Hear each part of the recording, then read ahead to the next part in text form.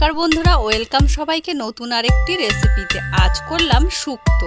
খুব সাধারণ উপকরণ দিয়ে করলাম শুক্তো, আর আমি আমার মতো করে করলাম। তো যাই হোক, এখানে প্রথমে আমি সাদা সর্ষে কিছুটা নিয়ে ভেজে নিলাম হালকা করে, তারপর এটাকে শিলে গুঁড়ো করে নিলাম। তারপর কড়াইতে তেল দিয়ে তার মধ্যে বড়িগুলোকে ভেজে নিলাম। আর এই বড়িগুলো কিন্তু বাড়িতে বানানো বড়ি। তো বড়িগুলো ভাজার সময় কিন্তু গ্যাসের ফ্লেমটাকে কমিয়ে দিয়ে আস্তে আস্তে ভেজে একদম লাল লাল করে নিলাম। এবারে কিন্তু এগুলোকে অন্য একটি পাত্রের মধ্যে তুলে নেব।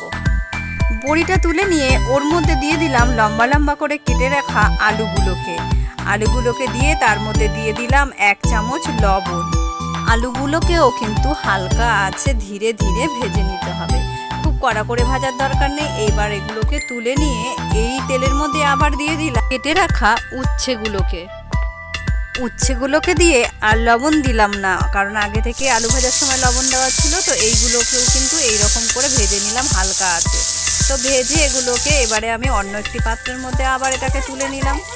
এবারে এই তেলের মধ্যে আমি আর হালকা করে একটু তেল দিয়ে এর মধ্যে দিয়ে দিলাম রাঁধুনি ফোড়ন। রাঁধুনিটা দিয়ে এর মধ্যে দিয়ে দিলাম কিছুটা গ্রেট করে কেটে রাখা আদা। তো এটা হলো, আদাটা কিন্তু অবশ্যই দিতে হবে। আদাটা দিয়ে ভালো করে এটাকে ভেজে নিলাম, একদম কড়া করে আদাটা ভেজে নিলাম। এর মধ্যে কিন্তু এবারে দিয়ে দেব অন্যান্য সবজিগুলো, পেঁপে, কাঁচকলা, এইগুলোকে এর মধ্যে দিয়ে দিলাম। তো এইগুলো দিয়ে একটু নেড়ে চেড়ে নিয়ে দিয়ে দিলাম ডাঁটা। আমার কাছে সজনে ডাঁটা ছিল না বলে আমি এমনি ডাঁটাই দিয়েছি, তবে তার জন্য কিন্তু এর স্বাদ কিন্তু নষ্ট হয়নি, বরং আরও ভালোই লেগেছে। আর এর মধ্যে দিয়ে দিলাম 1 চামচ পরিমাণে লবণ। এইবারে এটাকে খুব ভালো করে নেড়ে চেড়ে লবণটাকে সব সবজির মধ্যে মিশিয়ে নিলাম। এবারে দিয়ে দিলাম এর মধ্যে কয়েকটা কাঁঠালের বীজ। এই সবজিগুলো কিন্তু একদমই হালকা করে ভেজে নিতে হবে, কড়া করে নয়। তারপর এগুলো দেখো একটু হালকা হালকা করে ভাজা হয়ে গেছে। এবারে এর মধ্যে দিয়ে দেব পরিমাণ মতো জল। আর জলটা কিন্তু আমি একটু বেশিই দিয়েছি, কারণ পেঁপে আর ডাঁটাটা সেদ্ধ হওয়ার জন্য কিছুটা পরিমাণে জল লাগবে। এবার ভেজে রাখা আলুগুলোকেও এর মধ্যে দিয়ে দিলাম, আর উচ্ছেগুলোকে এর মধ্যে একে একে দিয়ে দিলাম।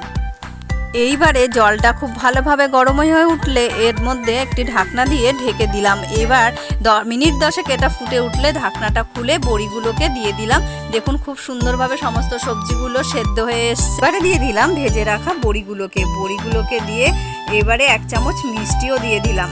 তো এইগুলো সমস্ত কিছু জলের সঙ্গে ফুটে ডাঁটা আর মিষ্টি ভালোভাবে মিশে গেলে এর মধ্যে দিয়ে দিলাম কিছুটা পরিমাণে দুধটা দিয়ে একটু ফুটে উঠলেই এর মধ্যে দিয়ে দিলাম সেই যে আগে থেকে ভেজে গুঁড়ো করে রেখেছিলাম সর্ষের গুঁড়ো। তো সেই সর্ষের গুঁড়োটা এর মধ্যে ছড়িয়ে দিলাম।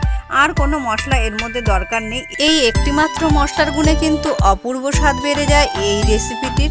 আর আপনারাও চেষ্টা করুন এইভাবে। অবশ্যই ফলো আর সাবস্ক্রাইব করে পাশে থাকবেন।